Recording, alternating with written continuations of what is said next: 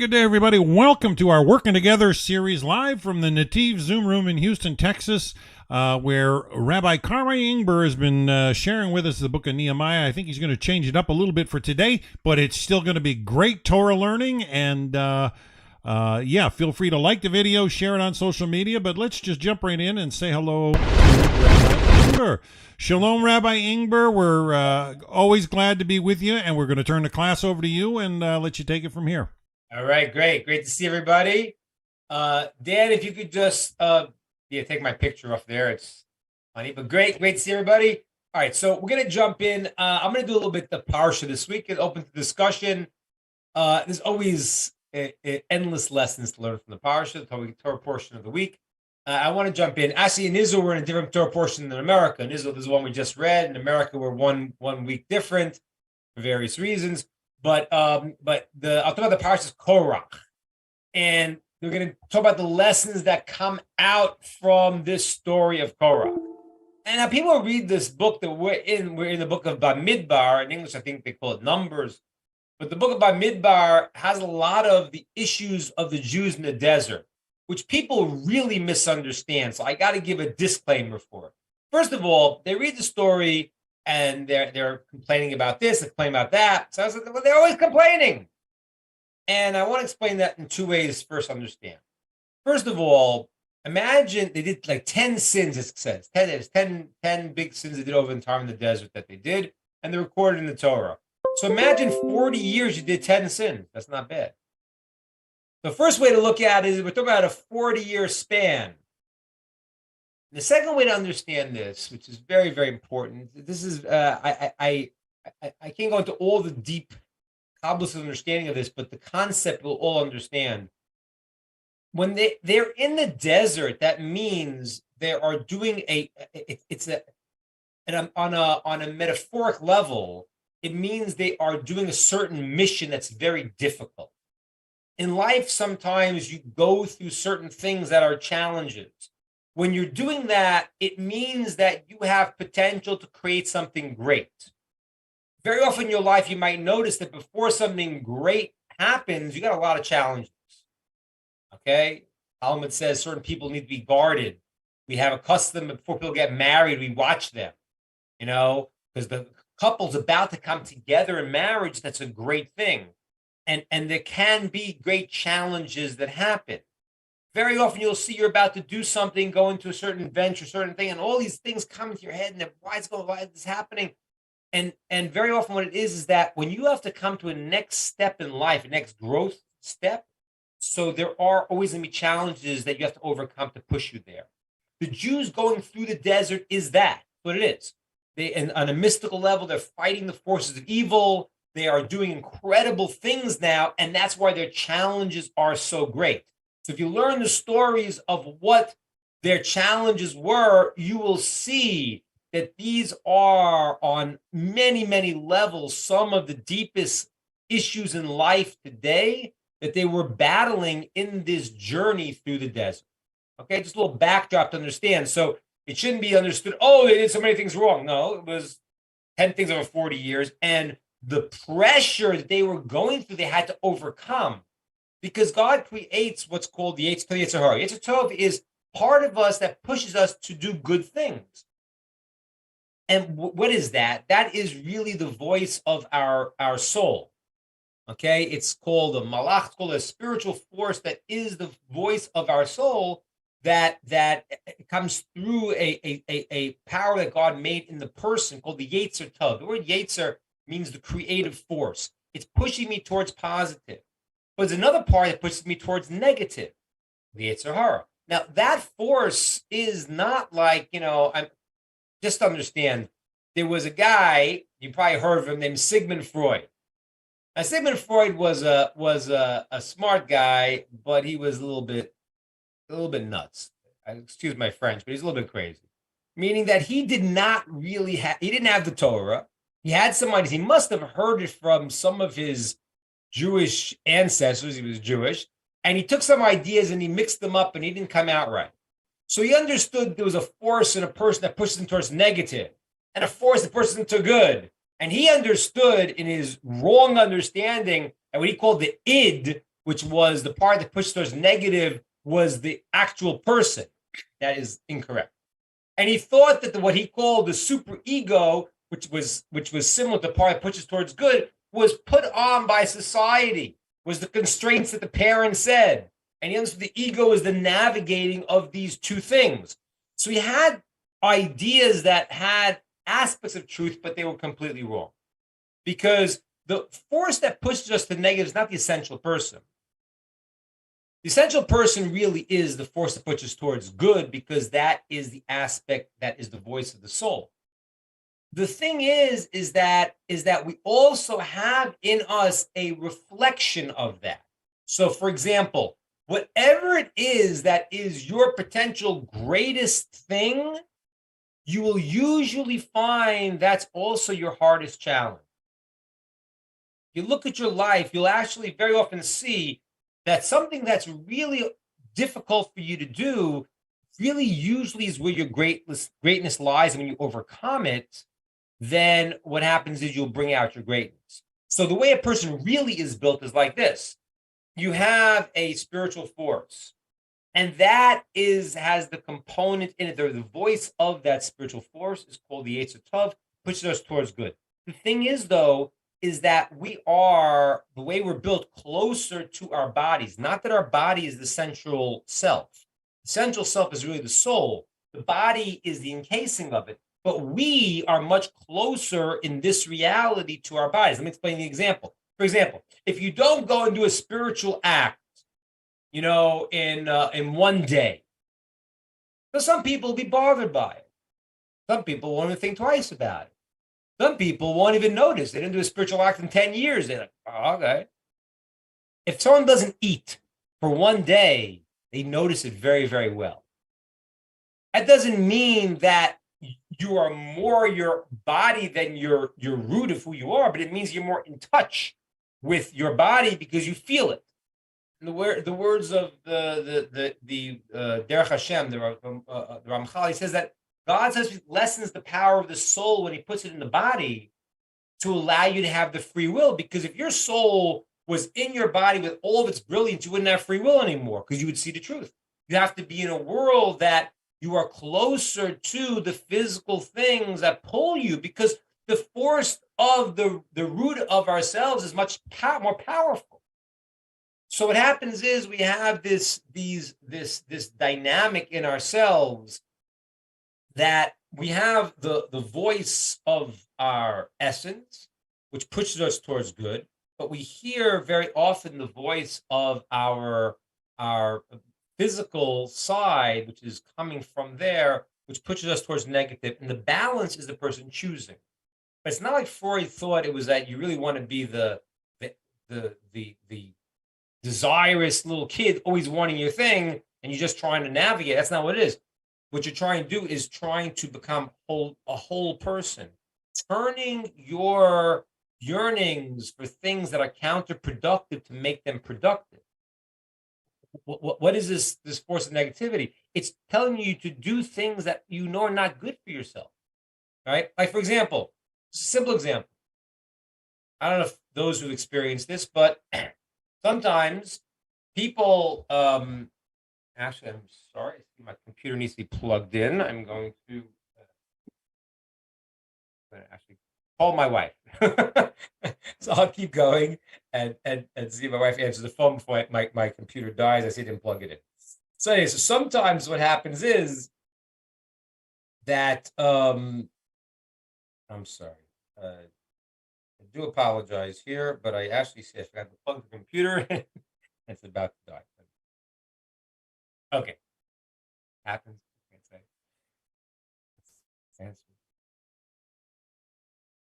Hi, I'm teaching everyone. Hi, say hello to Elisha to everybody. Hi, Elisha. I forgot the plug for the computer. Could you think you can bring in? I think it should be in the living room. Hurry, we're gonna die. The one that has the plug. It's kind of the wide base plug. Great, thanks. Okay, great. My righteous wife is going to help us out and save the day, as she does many times. So, okay, so now, right. Great example of the positive influence of a good wife instead of one like Korach's wife. Exactly. Right. That you see, I said the comparing you to the great wives of the righteous people of. Thanks so much.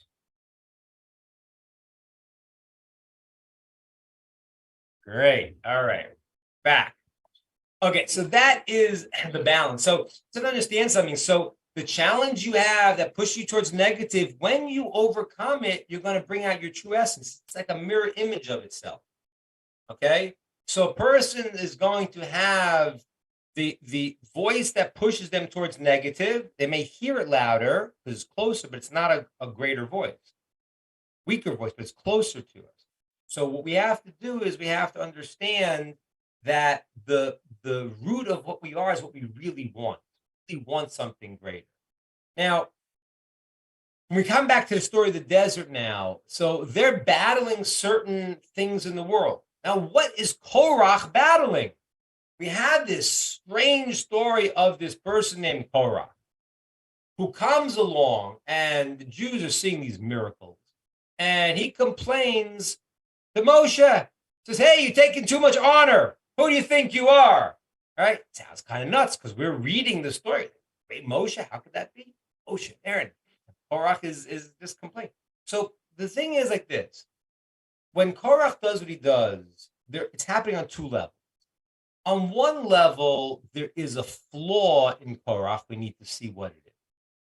But on the other hand, there is a rationalization that he has that makes him believe he's right. Like we do. When we do something wrong, most people don't go and say, I know I'm doing something wrong right now, but I'm still going to do it. We don't do that. What we do is we say, this person got me angry. Well, I'm going to, tell them off because they deserve it. It's the greatest thing in the world for me to put them in their place. But maybe it's not what's really happening. Really what's happening is that you're angry because it's hitting a very sensitive part in yourself because you do the same thing or whatever it is. So you might have an emotional flaw in our traits, but we rationalize it with a philosophy that justifies it. And that's why people that want to do the right thing and think they're doing the right thing do very bad things. If you stop most people that do bad things and you ask them why do they do it, there's very few people who are going to say, I think it's bad, but I do it anyway. They won't say that. They'll say to you, listen, no, this is the right thing that has to be done. So, and take that in the extreme. Talk about like Nazis, the Nazis. So they said that we have to kill the Jews, kill the vermin. In their essence, there was a cruelty. And as I mentioned before, Hitler wrote in Mein Kampf, he said the Jews gave two scars to the world, the scar of the circumcision and the scar of the moral conscience. Because Hitler did not like the idea. He believed in the idea of the Ubermensch, whoever was the race that can control the lion eats the lamb and doesn't feel guilty about it. And the Jews bring in this concept of feeling you have to help the underdog, of feelings of kindness, and a moral conscience to what you do. It's a terrible thing. So what happened was the philosophy that they created was a result of the cruelty of what they wanted to do. So that's what you have to understand about all of these things in the stories here of the people that do the wrong things and in our own lives too. When we're doing the wrong thing, we have an excuse for it. You got to dig a little deeper to see, well, why are you doing that? Are you just, you're flying off the handle in anger now? Are you jealous of the person? Yeah, I was jealous of somebody else. I have to tell people what he's doing. Why are you talking badly about the person? Well, because they're doing the wrong thing. Maybe you're jealous. That's why you're saying it. And you're using the rationalization to excuse what's really cooking. That's what's going to happen in Korah. So let's understand. What was the trait that sent Korach off the edge? First, for those who don't know, what did Korach do? Korach came along and he said to Moshe, Moses, you guys have taken all of the power. You made yourself basically the king, leaders, the king. You made your brother Aaron the high priest. What are you doing that for? We're all holy.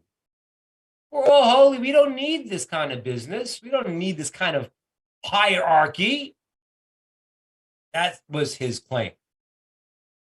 And what he did was he got the people so riled up that in the end, he turned the entire nation, our nation, but obviously they were great people, didn't listen, but he created a movement, a rebellion. He went around to people and said to them, do you think I'm doing this for my own honor? I'm doing it for your honor. You know, the communist leader. I'm not doing it so I can be in charge. I'm a person of the people. Every single fascist communist leader comes with the story he's doing it for the people, and he's doing it for his own pocket. So Korach got people to say that, and the people came and said, "What? Hey, yeah, Moshe, what'd you guys do? What's going on?"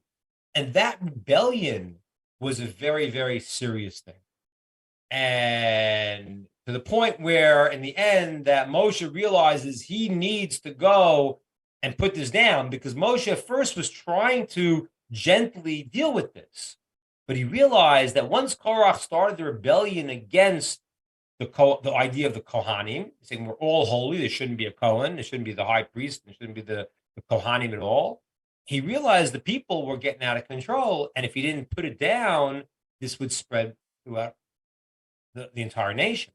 And that's why he said that Korach will die a very unusual death, and this will be the proof. The earth will open up and swallow him, right? As if he never existed. And that's what happened. And as a matter of fact, the sages tell us that Korach is still in a place of spiritual repair, still what's called in Gehenna. He is repeating over the line as he has the spiritual punishments that he's going through still to this day, it says. And he's saying Moshe is true, his Torah is true, and we are liars. And that's what happens. When a person lives their lives in a positive way, they create a positive response. If they create a negative way, they have to go through a process to re-understand their thinking, to get out of that. And Korach's going through that problem right now. So Korach is in big trouble. He's considered to be a very problematic person. Now, I want to go with you through a couple things. What was the trait that made Korach do this? So the sages tell us it was jealousy. What was he jealous of? He was able to handle Moshe being the leader and Aaron, his brother, being the high priest. What he was upset about was that Moshe appointed the leader of the Levites. He did not choose Korach, and Korach was the next in line. And Moshe didn't, because God told him not to. God told him to choose his cousin, Elitzaphan, who was younger and from a younger parent. So he was skipped over. He was the next in line.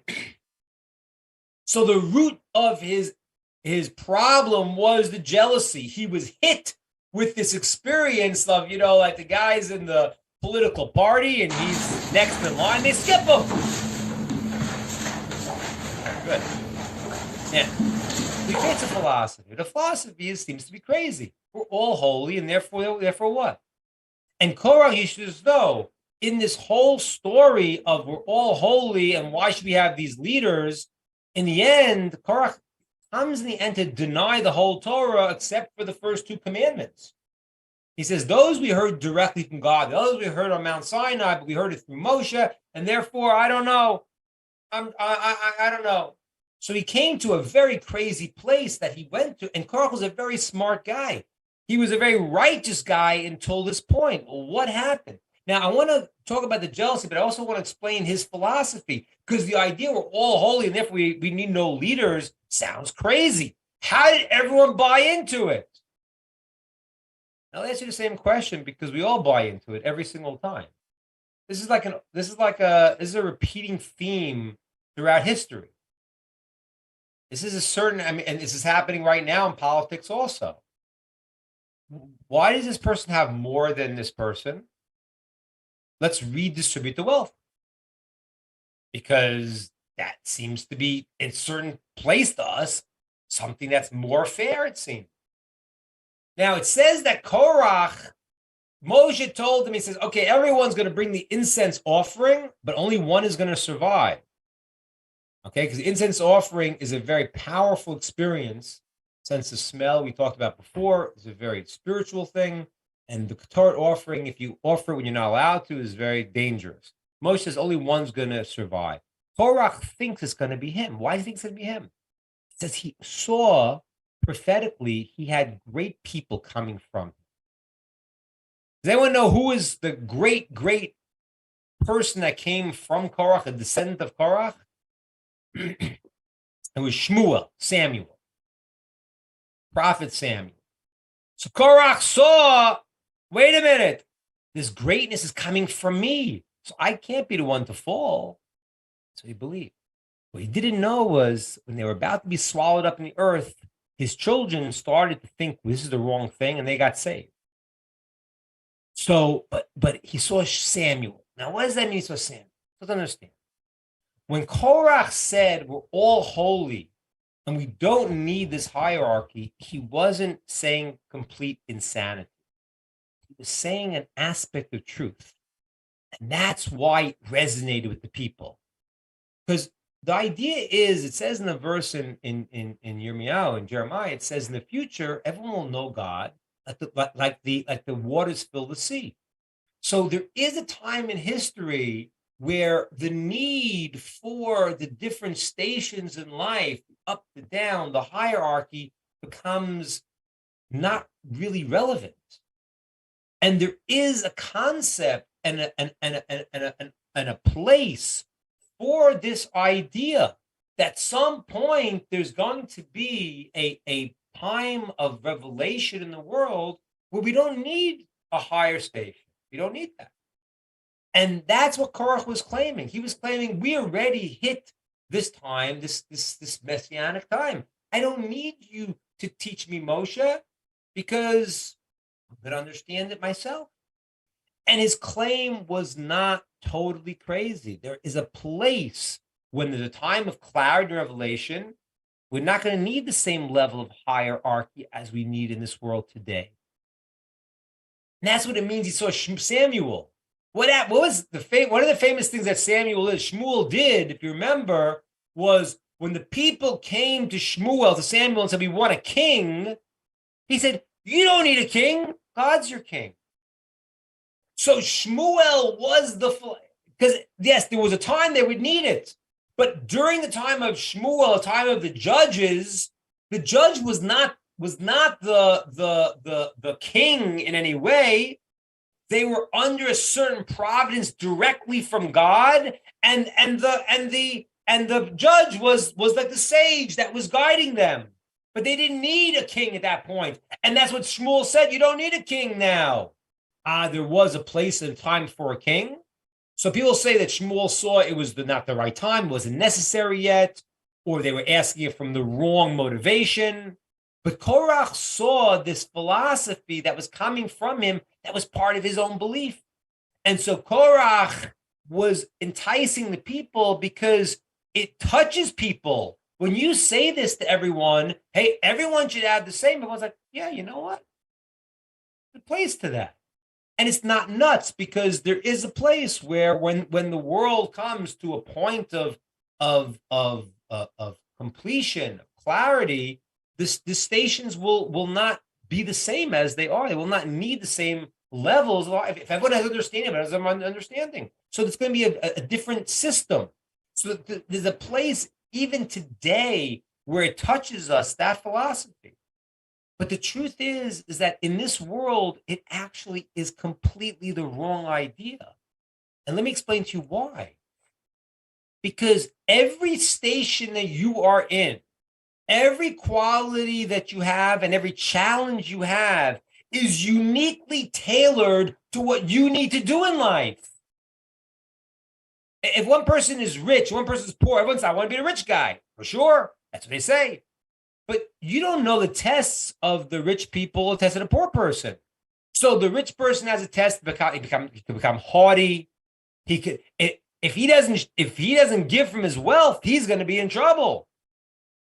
So when you understand that everyone should have the same, you've actually negated the whole purpose in life.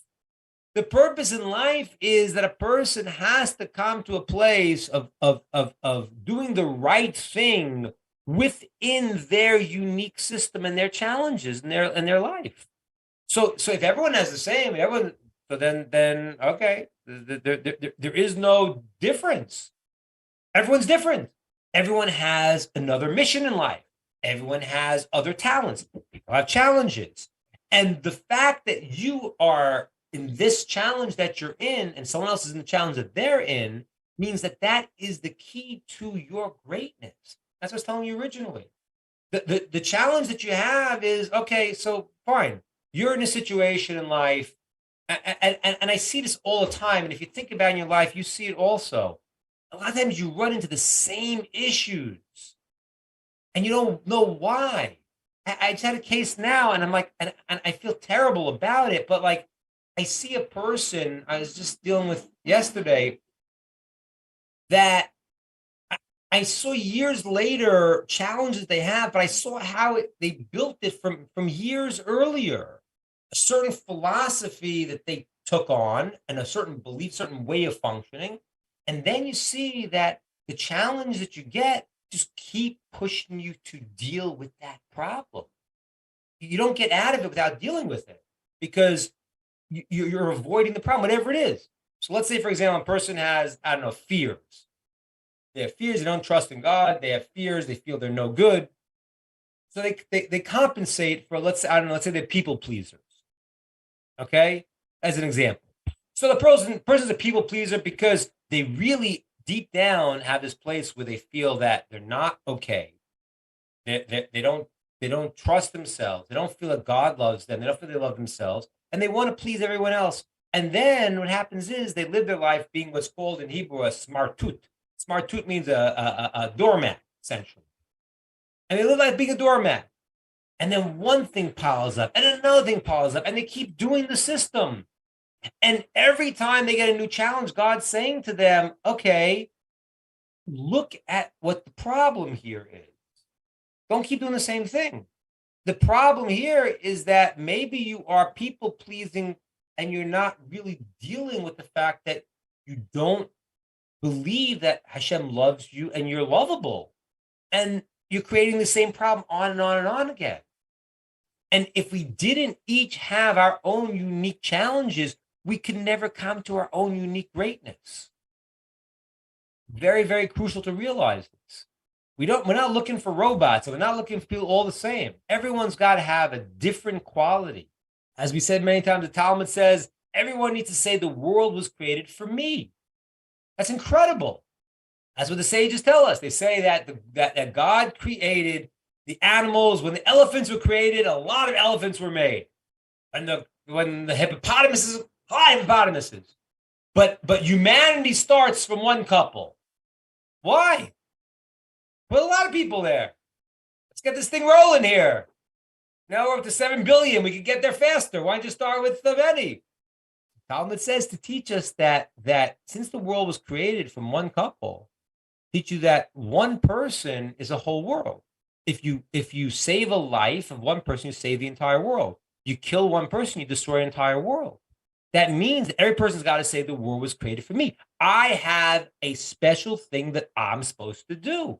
But if you don't have your stations in life, if you don't have what is your unique challenge, because you're all the same, you're not going to have that.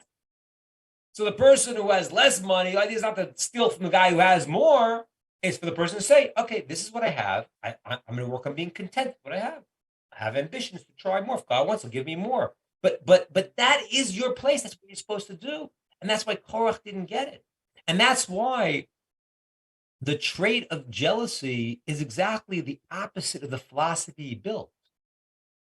Because jealousy means that I don't really believe and understand a fundamental tenet of the world, which is you're given what you need, and what you're supposed to have is yours, and what you're not supposed to have, you're never going to get.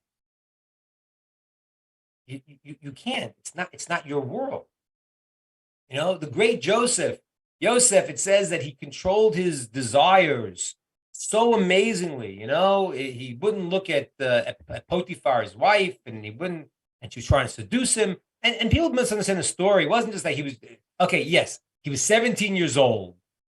He's, now a slave. He has no power. He's sold out, and he's alone. He's away from his family, and he's got his desires, and he overcomes his desires, and she's trying to seduce him day and night. Fine. Everyone understands that's big, but it's much bigger than that. It says that she saw prophetically somehow. I mean, not prophetically. She was, but the Egyptians were good at ideas of the occult. She knew how to read the stars, and she saw this thing that we're going to have a child together. And she showed it to Yosef, and he saw it. So he had a great rationalization. He could have said, wait a minute, I see that. I don't know why, but somehow we're meant to be. He said, I can't register that because you're not mine.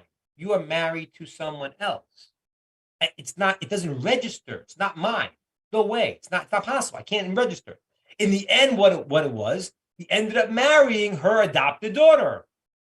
So that's what the occult was able to see certain things, but not really understand them. So he could have given himself the philosophical rationalization, but he said, I can't go there because there's a reality in the world.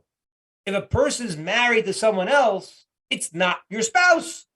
But I love them. Well, you're an idiot because it's not yours. There's nothing to do. You can't even see it. That's not relevant. Not relevant. So Yosef didn't see. And that's the greatest thing. He says to her, it's amazing when she tries to seduce him, he gives this whole like soliloquy. But you would have thought he would say to her something like, it's forbidden from the Torah, adultery. He doesn't say that. He says, listen, the master of this house has entrusted me with everything, except for you. You're his wife. How could I do that? It sounds like he's giving a class on not stealing, like crazy. Well, I'm sorry, but, technically you are already his, and I'm allowed to, take some silverware, but I can't take the wife. I mean, it's crazy. What kind of statement is that? The answer is because Yosef is understanding the concept of there's no jealousy because what I am and what I have is what I need to have and who I am. And I can't have something else. It's not good for me. It's not mine.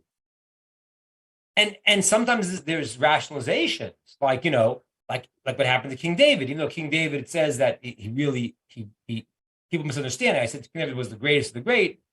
God let this happen for him to teach us that a person could repent. But King David knew prophetically he was supposed to marry Bathsheba, but it was the wrong time.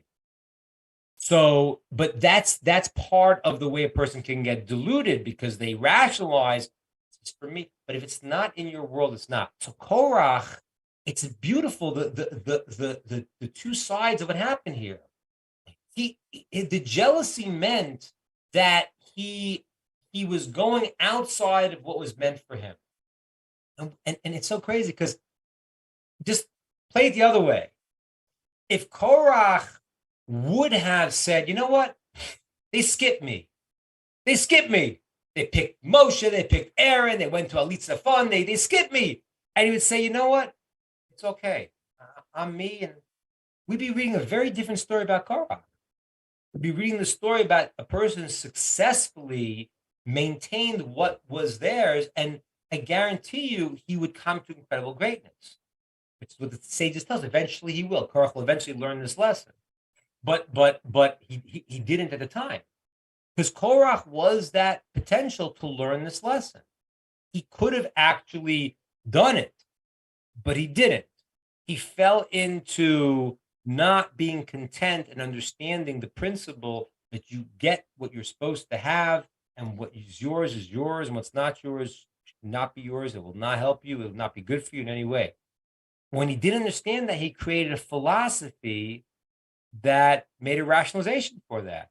Yeah, there is no you and me. There is no, smarter people and less smart people. There is no wealthy people. There's no poor people. There's nothing. It's all, and it's amazing, ladies and gentlemen, because that same philosophy, just in different terms, pops its head up today all the time. Redistribution of wealth. So, everyone likes to say, yeah, tax the rich. Listen, yeah, let me say one point. Let me say one point. Yeah, I'm not making $400,000 a year, so get those guys. Hey, let them keep their money. I mean, what are you talking about?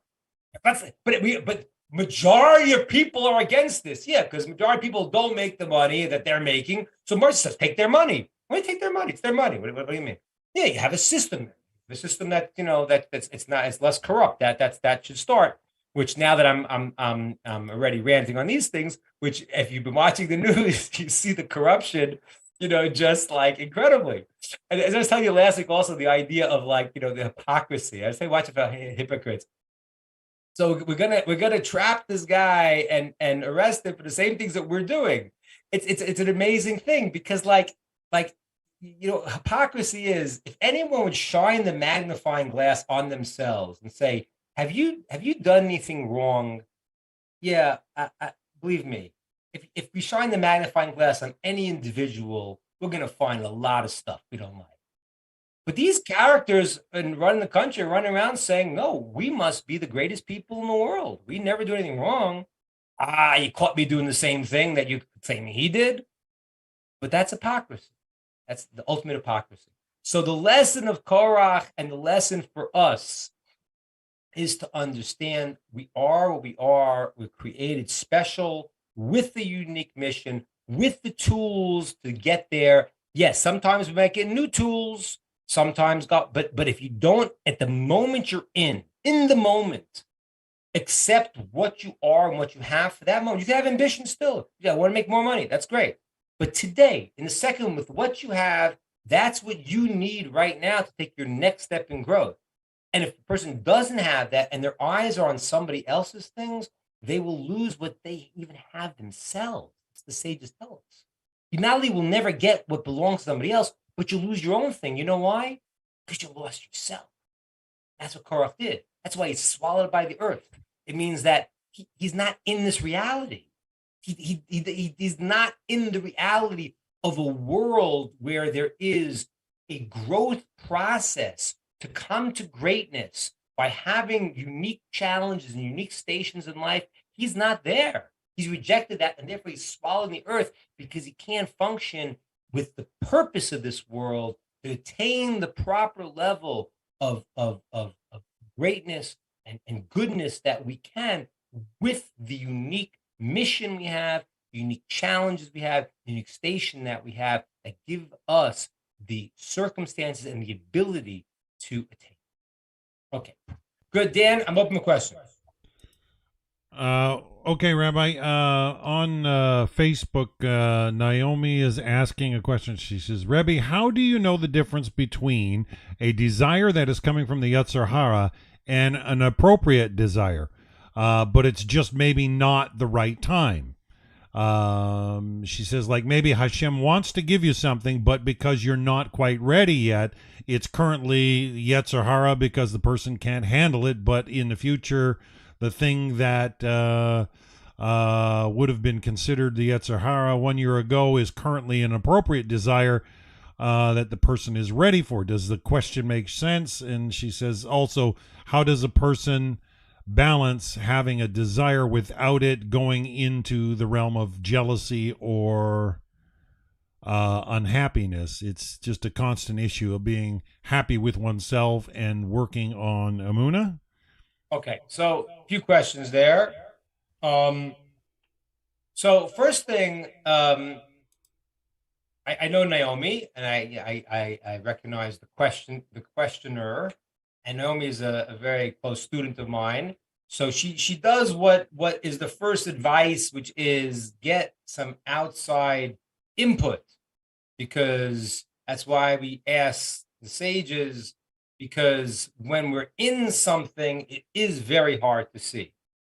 And not just for you, for me, for everyone. Every rabbi needs to have a rabbi. You need to have somebody outside your system that can see, because when you're in it, a person is biased to themselves. It is very hard. So you can't first minimize the idea that it is difficult to discern when like I said before, the people who do bad things rationalize that they're good. So the first thing you need to do is when you come to the point of what's the first thing you need to do is to deliberate. Deliberate. You need to think about what you're doing. You need to learn in Torah what's the right thing I should do. Because, like, for example, when a person gets a feeling of jealousy, so if they've learned Torah, they know, okay, I'm playing in a wrong hand over here. I'm already doing something. A person gets angry, so maybe you can't control it. Maybe there's a reason, but once you're in the world of anger, you know that you're not in the proper Torah thing. So you have to, contemplate with the path of Torah to understand what you're doing. That's the first thing you have to do yourself. Then when you weigh it out, you need to second pray. You need to daven, because Hashem is always directing us in the right path that we have to go. So if a person actually prays to Hashem and says, I don't know what the right thing is to do here, I want to do the right thing, so then they will get assistance because they are open to that. I don't want to tell you something here. This is, I mean, what I'm going to say is going to sound a little bit crazy, because it's going to sound like people who are, people don't believe in prayer will say something like, I'm saying, but I don't mean it this way. But when you pray, when you dive into Hashem, you get the assistance that God willing, he hears our prayers, and he's gonna respond in the way Hashem chooses to respond. There's also a psychological component to it you need to understand, which is also true. By you just saying, I want to do it right, and I'm not sure, but by just saying it, that's why prayer is supposed to, you're not supposed to think it, you're supposed to move your lips, because the world of thought is the hidden world. The world of speech already takes the hidden spiritual world and makes it into a reality, which I said many times. The Hebrew word for a thing, a davar, is the same word daber, to speak, because your speech makes a reality. It's like, what did I do wrong? I just said she's a terrible person. Well, you just ruined her life and embarrassed her and did terrible things, because speech is real, not just you were thinking it. So by you even saying the words of, I want to do the right thing, what should I do? By saying it out in your prayer, before you even get to the point of the divine assistance, you've gotten to the point of the clarity of it by just saying it. Now, I just saved you. I mean, how many hours of going to a therapist? I mean, I just saved people thousands of dollars here, because, just go into your place and say it and realize that I'm not really sure, and I'm open to the idea that maybe I'm wrong. But when you don't do that, you think in your mind you're right, and you don't get out of it. So the first thing to do is to contemplate and deliberate, meditate, think about, according to Torah, what the two sides are. Second thing to do is to pray, to say out your question, which already is going to change you. And then you'll certainly get divine assistance if you want to do the right thing. That's guaranteed, because it says that a person opens their heart at the eye of a needle, God will open it like a giant hole. So God wants you to do the right thing. So if you say, I want to do the right thing, and I don't know what to do, you'll get the assistance. And the third is, you need to consult with rabbinic persons who knows Torah, who can be outside the system and can advise. Those are the three things I would say a person could do. But otherwise, I don't want to minimize it that this is not a very hard thing. It is a very hard thing. And if you look in the story of the Torah, the people who made mistakes, they weren't the idiots. The idiots aren't the problem. Korach was brilliant. Korach was righteous. Korach went off the deep end because he thought he was right. So it doesn't mean that, well, if I was smarter, I would know. No, the smartest people are often the ones that have the biggest problem because they don't consult. They're sure they're right. And so the three things I said, they don't do. They don't really consider, can I be wrong? They don't really pray for divine assistance because they're sure they're right. And so they don't ask somebody greater than them because they think that they know the answer. So it is a life struggle. And it's the most beautiful struggle, though. I want you to understand this. It's the most beautiful struggle because it really is. It's like the sages tell us, if a person goes into perfumery, they come out smelling good. You know, you go into a tannery, you come out smelling bad. So when a person deals with things that are good, it affects them. So when a person thinks about, I want to do the right thing, what should I do? Is this right? Is it not right?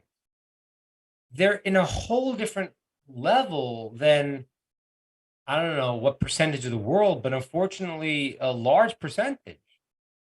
Because most people are not thinking that way. Most people are thinking, what's the next TV show on? Right?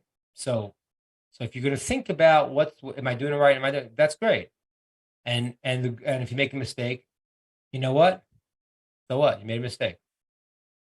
Like, you made a mistake, if this is the process you're doing, if you made a mistake, you'll fix up the mistake because you're open. Right? Like King David. The prophet comes to him and says this whole analogy. And King David says, he says this guy, and he was a rich guy, and he took away the sheep from the poor guy. King David gets angry. That guy should be punished. And the prophet says to him, that's you. You're the guy who did it. Now, I don't know. If I was the king, I might have said, well, maybe let's chop this guy's head off. Right? What does King David say? Yeah, you're right. It's incredible. It's incredible. I mean, like, what are you talking about? It's like, President Biden, do you have, do you take a bribe? Are you crazy? It's like, who's going to go and say, like, I did a wrong thing? I mean, like, it's a joke. There was a Rabbi Shach. Shach was the great leader of the Jewish people. He died about maybe 30 years ago, 20 years ago. He used to give a class. I went to one of his classes in Bnei Brak, in the city outside near up north. And he's have a few thousand people at the class. Torah class, a few thousand people. You couldn't even get into the main room. It was broadcast throughout. You'd sit in other side rooms and you would hear it. So he's like, he died when he was 100 something. So he was like probably 80 years old when the story happened. So he's giving a class, and everyone's there. Thousands of people are there. And he starts the class. And some guy raises his hand and says, Rabbi, I like what you're saying, but here's how I'm saying. He said, I got a question from what you said, from something, read something from the Rambam. I have a question on what you just said. Now, Rabbi Shach, in front of thousands of people, here's the question. And now, I want to explain this to you. If you learn Talmud, you get really good at thinking in different ways. So Rabbi Shach could have cut this guy up into pieces and made him not know if he even exists. He could have said, what a dumb question. He could have done it. I guarantee you he could have done it. Anyone who's a Torah master, a Talmudic master, could certainly do that to a younger student. So Rav Shach listens to the question, and here's the question. You got like 4,000 people. He goes, not sure. Closes the book and walks off the stand. I don't know. I mean, what? I'm telling you, it happens that, a guy asked me a question, I can get around, I can give an answer. He said, I don't know the answer. It's a great question. I need to think about it. I'm sorry there's 4,000 people here who came to hear me speak today, but I don't know. It's unbelievable. And the Talmud says, train your voice to say, hey, train your mouth to say, I don't know. No one could say that.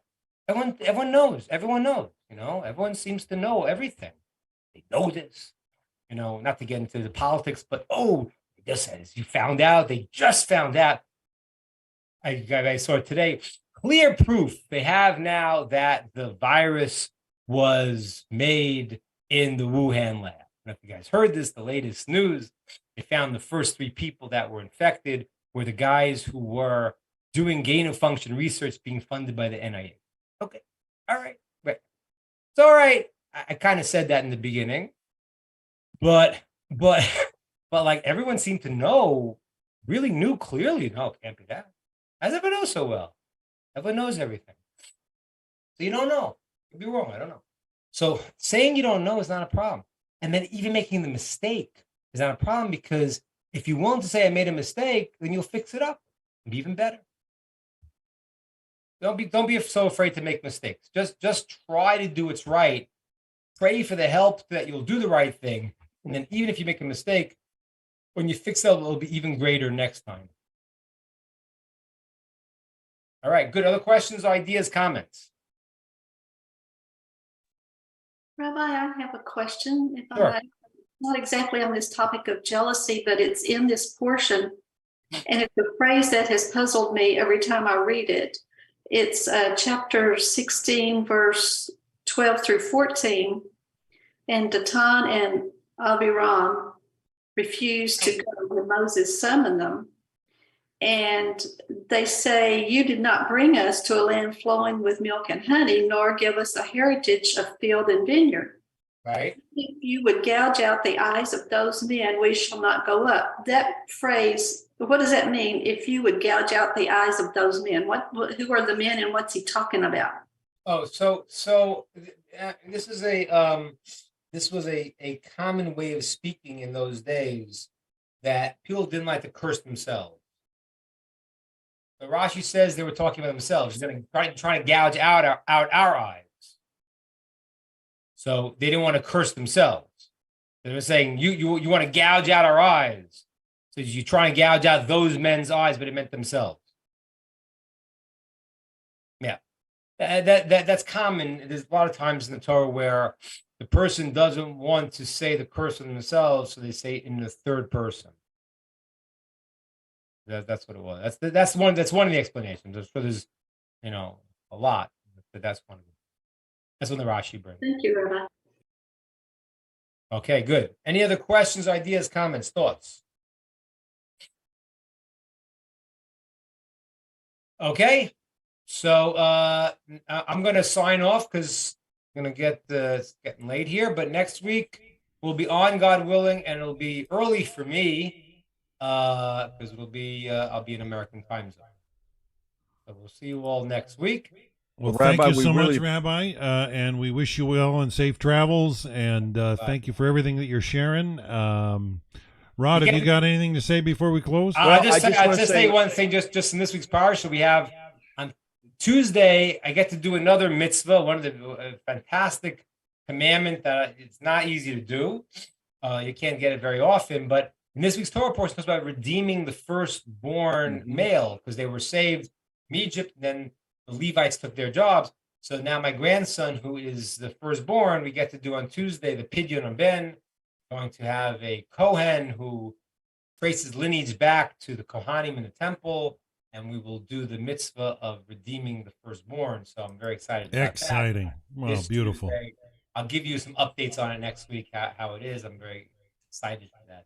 Well, safe travels, and I hope you've enjoyed your time in the land of Israel. I know that we've enjoyed the lessons you've shared while you're there. You're getting more and more inspirational. It's very, very, very good stuff. Rod, have you got anything you want to share before we close off? No, I just want to say, Rabbi, thank you for going to all the extra effort to make this happen each week. We really appreciate it. And looking forward to you coming back home to Atlanta and then the state of Texas. So everything's going to be great. And don't forget, our schedule is as normal this week. Everything's going to be great. Glad to see you. And we want to say shalom, shalom to everyone. Take care, everyone. All the best. Bye-bye. Excellent. So that'll be our class working together series for this week with Rabbi Karmi Ingber. He will be traveling back to the United States this week, so we will be on next week with Rabbi Ingber, but he will be in the United States. So he's been staying up like it's now midnight in Israel, so it's very, very hard to get these classes. For me, it's 10-hour time difference, early afternoon for me, so it's all good.